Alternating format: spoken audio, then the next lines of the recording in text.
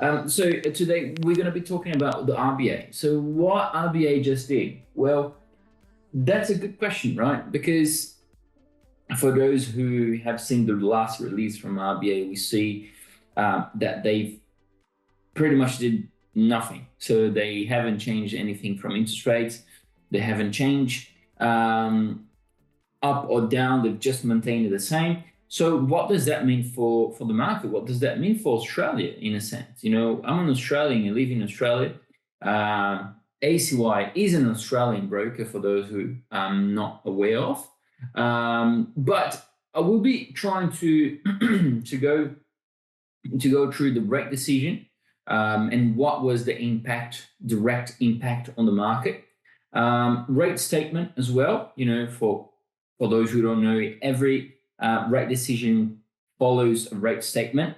So it's where basically the central bank says, it gives out a few things about the monetary policy and how they are looking at it and they will continue to or not. And then we have the rate track, okay, and that's the RBA rate tracker. And then we're going to have a look at the market reaction on the forward and not on the actual time, okay? That won't take long today, okay? So that event happened today. Of course, I will be talking a little bit about Trump tariffs and how that will impact Australia as well. That even the RBA actually talked about into the rate statement.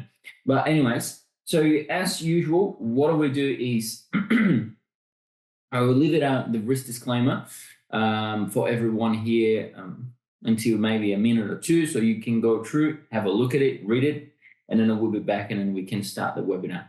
But before that, for those who are new here, I see some new names, so welcome everyone. That's pretty good. Everyone's here. I hope you guys have a good time here. And if you have any questions or, you know, if you have some thoughts, you want to share it out, that's always lovely. I always like to have questions and everything. So thank you so much. And I will put the risk disclaimer and then we'll be back in a second.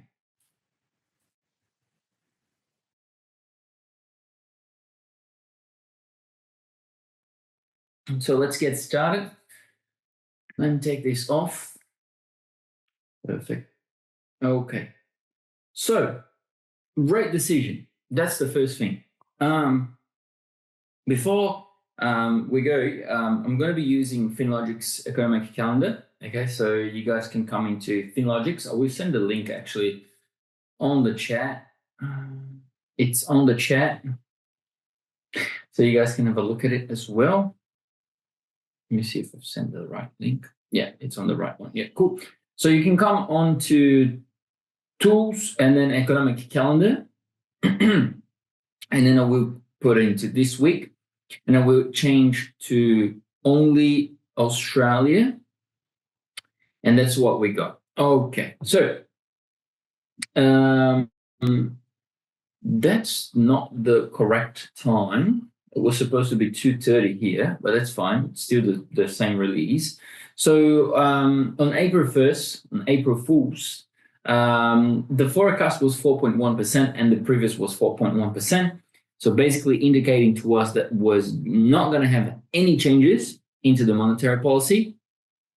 And that's no surprise, okay? One thing here is, if we look back to history, all right, maybe last 3 years, we can see that the RBA has been and will probably be the one that have been holding the rates higher for longer. Okay,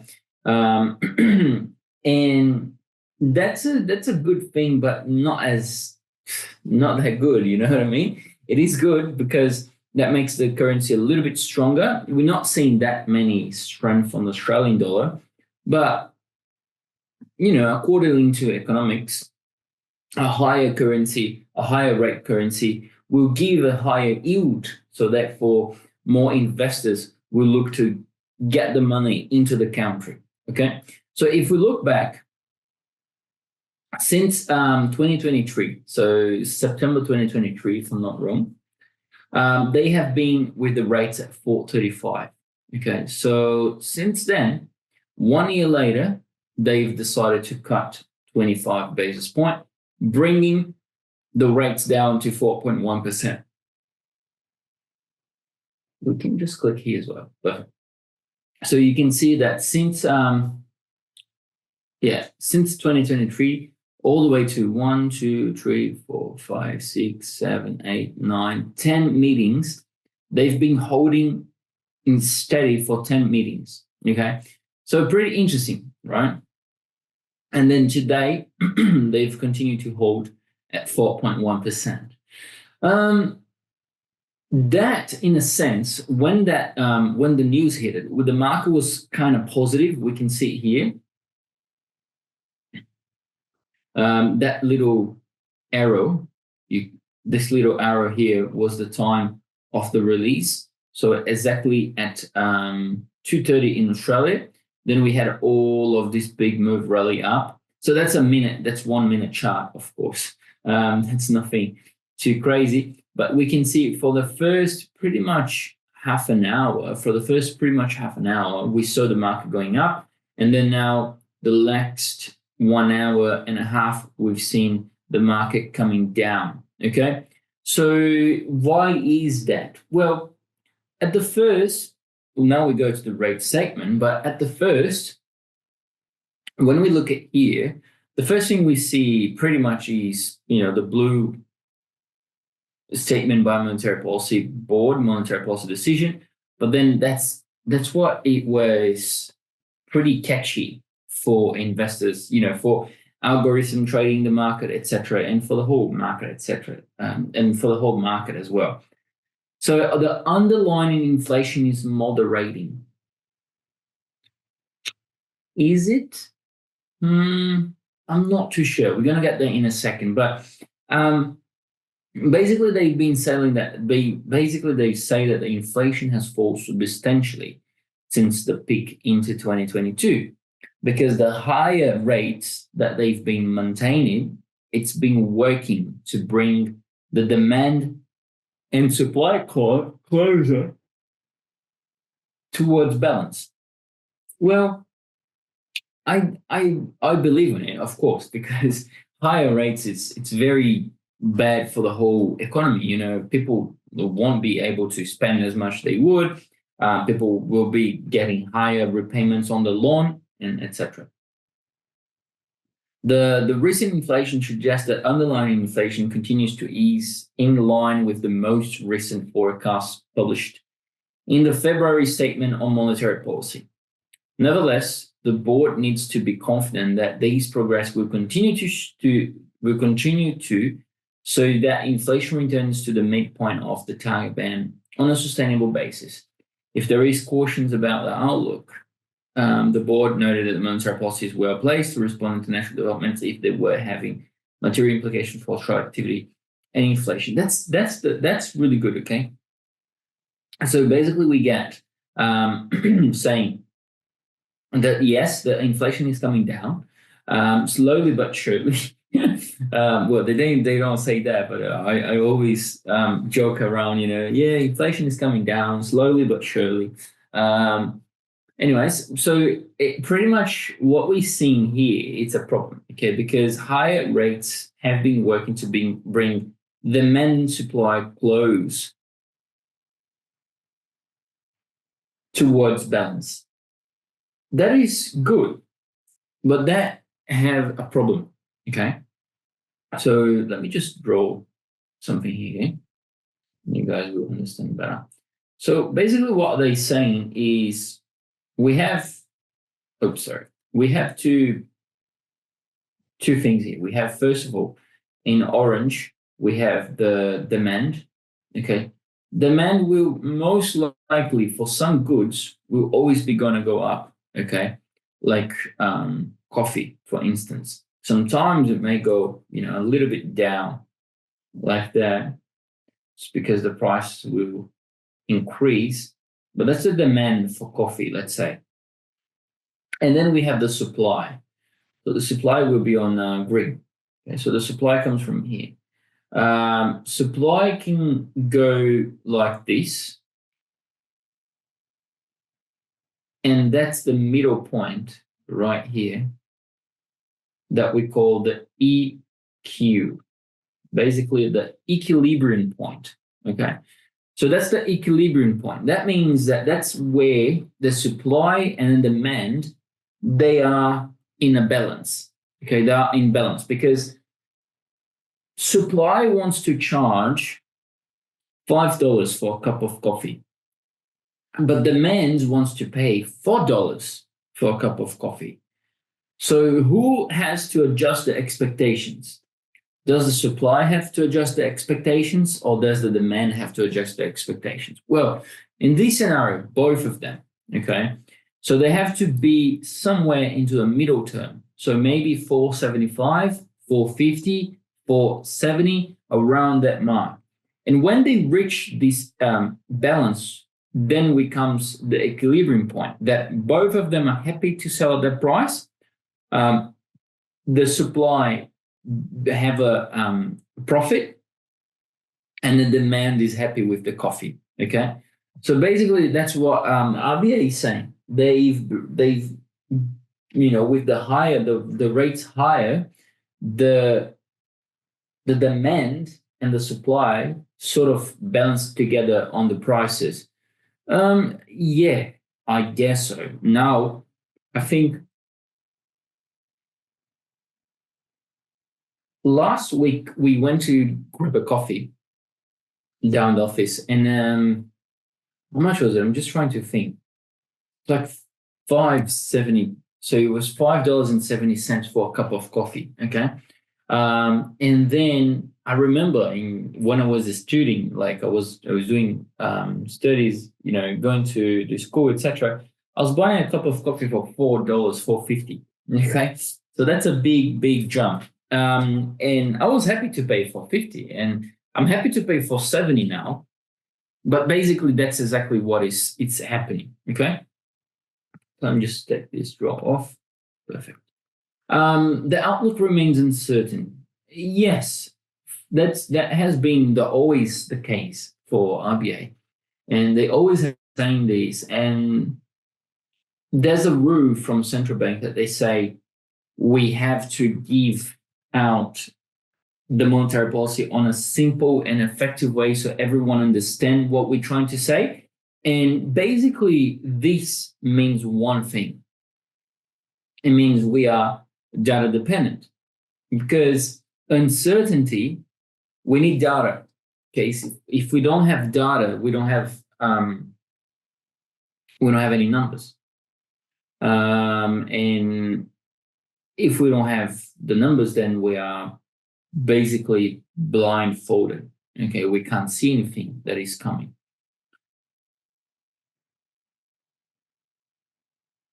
And for this reason, most likely the RBA will continue to be into a very, very data-dependent approach.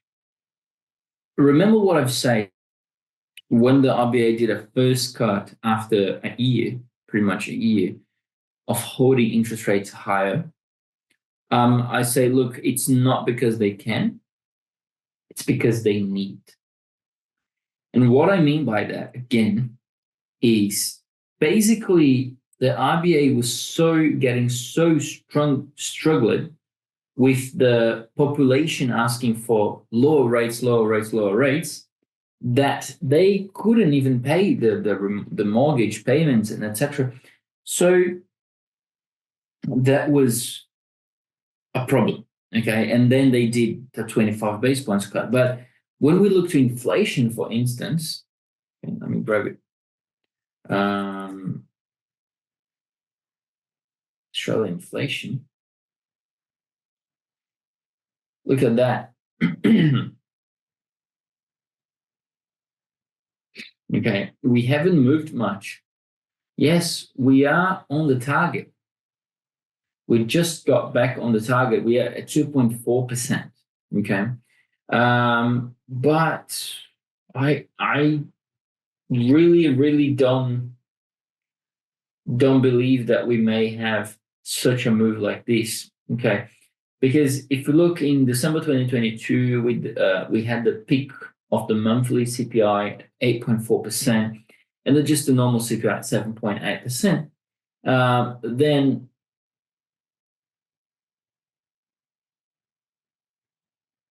one year later, we from 7.8, so we had pretty much a half percentage off, so 50%, sorry, 50% off from what we had it.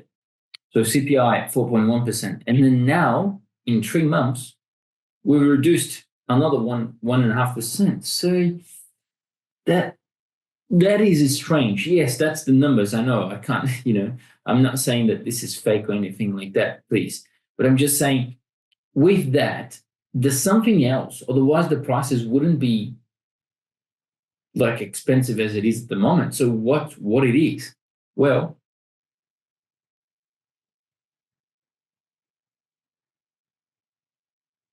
if we look here, where is the chart? That's the chart I want.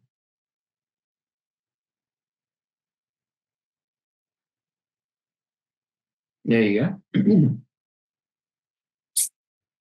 That's prices of goods, okay? It's the CPI, but it's a price of goods and services. So that's in June 2022, still very, very high. Sorry, that's not what I want. Maybe that's this one. No, I can't find it now. But the prices here, so that's the thing. Inflation is coming down, okay, but the prices of the products are still very expensive. If we look back into 2019, bread was costing maybe $3, and now it's costing $5. So pretty much double in 5 years. Okay, so it's inflation is down, but the prices are up. So that is, of course, this is true. Of course, right? They've maintained the rates higher for the whole period here. When some central banks, when they saw a little decline, they started to cut the rate. But Australia was very persistent, in my opinion, and they've maintained the rates higher and higher and higher. Okay, so pretty interesting. Anyways, so first thing done, the rate decision. Yes, rate decision was done, was nothing, out of expected, was exactly as they expected. The rate statement sees, we don't need to read all of these, but it looks very, very data dependent. So they don't react it. The market only reacted positive for the first half an hour to 1 hour because of this.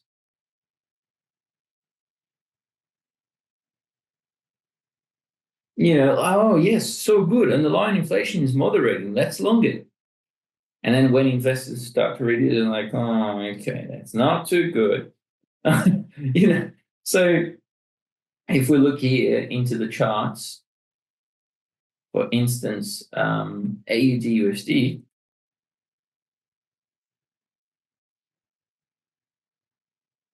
see, we saw that first hour, big, massive move up and then down because the market sort of felt, okay, that's not what's happening. The outlook remains uncertain. And yes, inflation is coming down, but still, there's a part here that they say the central bank projection is from growth in household consumption to continue to increase income versus rise. But there is a risk that any pickup in consumption is lower than expected, resulting in continued subdued output growth and sharp deterioration in the labor market than currently expected. So if people stop to spending, that's going to be a problem.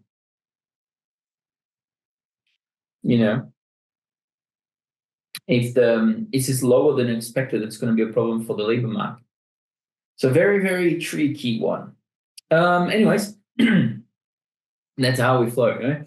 And then sustainable returning inflation to target is the priority. Sustainably returning inflation target within a reasonable time frame is the board highest priority. This is consistent with the RBA mandate for price stability and for employment. Of course, as they always say, they have to. But basically, what they will be paying close attention is to the developments in the global economy and financial markets, trends in domestic demand, and the outlook for inflation and the labor market. Okay, that's all what they are looking for, and that's all what they is looking if there are uptick or downtick. What they're going to be doing is completely for them. Okay. Next, we have the rate tracker. Okay, so that's really, really, really, really good. For those who don't know, we have something called rate track for the RBA. For those who have been here a longer time, you know that I really, really like to use Fed Watch. So basically, it's the same thing, but for RBA. And if I'm not if I'm not wrong, these two are the most used. And we don't have for BOE, for instance, or ECB or anything like that. We only have for the Fed and for the RBA. Okay, these are the only two that I know. The RBA rate tracker. I will send the link on the chat so you guys can have a look at it.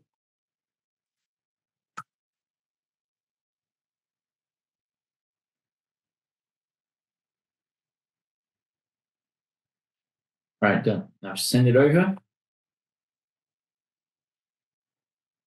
Okay.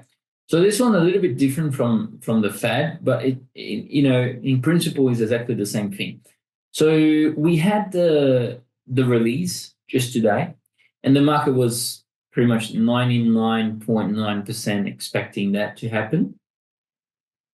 And then we have now the next release, okay? And the next release is expected to have no changes until now, okay? So, sorry. Wait a minute. This part here is still for today, okay? So, sorry, 90% of the market was expecting no change, and 10% of the market was expecting decrease to 3.85. That was really a joke. And we can see here the change of the interbank cash rate target implied expectation, okay? So from the decrease, so it was 14% on 11th of March, and then decreased all the way to 8% in 19th of March. We can see right here, and then went up 10% into 31st of March. We can see here. So basically, it's a chart visualization from this part here. But that's what I was meant to show you guys. So that's the interbank cash rate future implied yield curve. So if we look, we are at the moment at 4.1%, okay? And that's exactly where we are at the moment, 4.08. The market is expecting a 25 basis point somewhere into July or June, okay? Maybe July or June, we're going to have another cut. And then we have another cut into October or November, and that's it. So the market is expecting to finish the year into 3.4, right? 3.4 to 3.7%. Into December 2025. So that's a long time. So it's the whole year pretty much holding the rates into higher and maybe having two more cuts this year. It's going to be really interesting to see how the market will react to that, because I don't believe the investors will be looking to, bring money to Australia just because of the really big uncertainty. And if we think about now, there's all this stuff, that even they've mentioned right here, the board noted the monetary policy, if they are to have material implications for Australian activity and inflation, international developments, if they were to have material implications. So basically what they mean here is tariffs, okay?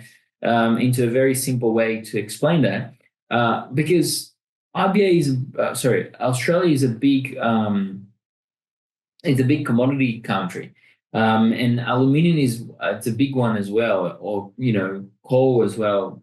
A lot of commodities here in the world gets out from Australia, and if Trump starts to, Trump doesn't need to directly tariff Australia. Like, look, tariffs Australia. 25% tariffs on Australia on any goods or any services they provide to USA or whatever it is. No, they don't need. Trump doesn't need to do that. He just needs to actually put tariffs on. He just needs to put tariffs on a niche that Australia actually export around the world. So if we look to Australia, what are the biggest exporting here? Well, let's have a look at it. What are the biggest exports Australia do to USA? This one.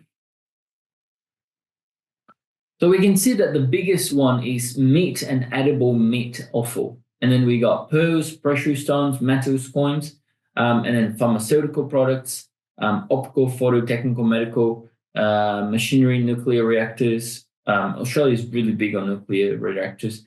Electro and electric equipment, aircraft, spacecraft, animal, vegetable, fats, and oils. Aluminium is a big one as well. But the biggest one is the meat and edible meat offal. So if Trump sort of tariffs meat into USA, that's not going to be good. Okay. Because then Australia will suffer to that. So Australia will lose 25% of this. Okay. So that's 4 billion. Okay. So 4 billion. 4 billion. Okay. So let me check again. 4 billion, 100 million, 100,000, $100.70. Okay. So 25% of that is huge. It's 1 billion. Okay. So pretty much $1 billion Australia would lose. Okay. That's not good. That's really not good. And that's what I mean that people are not understanding. Guys, listen, it's not about Trump coming in and imposing 25% tariffs on Australia or any other country. Okay. It's about he imposing tariffs to those niches, those niche meat, pharmaceutical,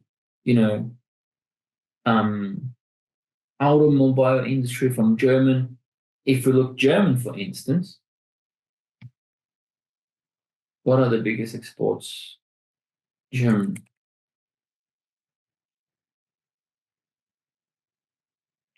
Of course, it's vehicles, right? So 24 billion, it's nothing compared to Australia, but 24 billion, it's a big loss for the economy, okay? And that won't be good. So that's something you guys have to pay attention. It's not about, he's not putting tariffs into Australia. He's putting tariffs into what actually are getting into the country. So that's the big problem. Okay. So that being said, what's my market reaction? What I think it could possibly happen? Well, looking at Australian dollar, we have Goldman Sachs. Bank of America. We have Bank of America predicting. Let me put this on a higher time frame so everyone can have a look at it. To 68 cents until end of this year. Okay. Now there's only one problem. If Trump goes ahead on the tariffs, that's on the 2nd of April, so tomorrow, Thursday for us in Australia, then this is not going to happen. This is not going to happen with the Australian dollar. Australian dollar will lose a lot of business, and therefore it will be weaker. And being weakening would probably bring down to the 60 cents mark. Okay. I'm not too sure if we would look to get into the 68 cents. Probably we're going to get back down to 60 cents. Okay. That's the more, if I sort of be rational and think about, that's where I'm looking to go. Okay. Around 60 cents. Right. So that's pretty much everything from today, guys. I've mentioned that was a little bit of a shorter one. So I hope you guys could get something out of it. Tomorrow we're going to be looking to have some trades. And then after on Thursday, we have again the close of the week. And then Friday, we're going to get NFP. So it's going to be really, really important this week. Again, thank you so much for coming, for coming here and having this time with me. I'll wait everyone back tomorrow and then I'll wait Thursday as well. Thank you so much, guys, and enjoy your week. Have a great week ahead, and I'll talk to you tomorrow. Bye-bye.